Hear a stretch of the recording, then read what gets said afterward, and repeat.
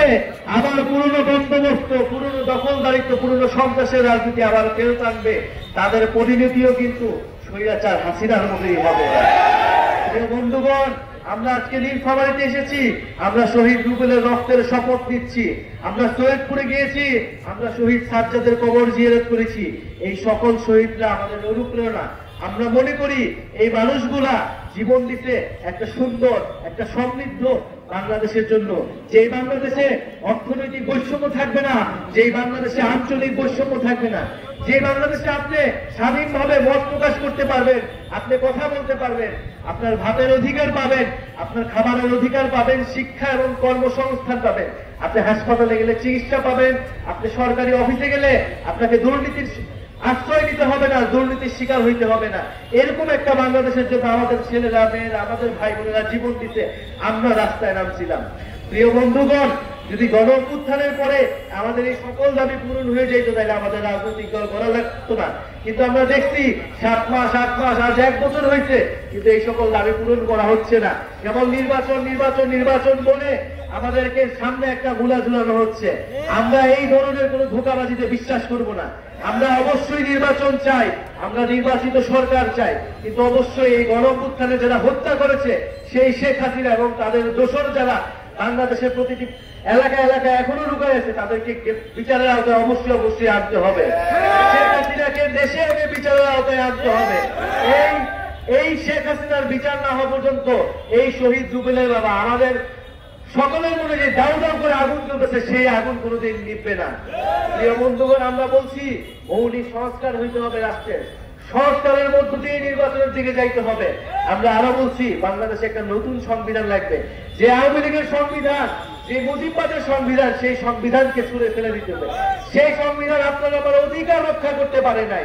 সেই সংবিধান আমাদের যখন রাস্তায় মারা হয়েছে, আমাদের যখন গুম করা হয়েছে, আমাদের মানব অধিকার রক্ষা করতে পারে নাই। ফলে সেই সংবিধান, যে সংবিধান জনগণের সংবিধান নয়, সেই সংবিধান রাখার আর কোনো মানে হয় না। ফলে বন্ধুগণ, আমরা পুরো দেশব্যাপী দেশ গড়তে জুলাই পদযাত্রা কর্মসূচি হাতে নিয়েছি।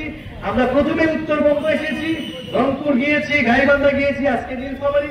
কারণ আমরা মনে করি যে উত্তরবঙ্গ বৈষম্যের শিকার, এই উত্তরবঙ্গ থেকে আবু সাঈদ, শহীদ রুবেলরা দাঁড়িয়েছিল। ফলে উত্তরবঙ্গের প্রতি আমাদের আলাদা দায়বদ্ধতা আছে। সেই দায়বদ্ধতার জায়গা থেকে আমরা নীলফামারীতে আসছি। নীলফামারীর ইতিহাস অনেক সমৃদ্ধ, নীলফামারীর ইতিহাস লড়াইয়ের ইতিহাস।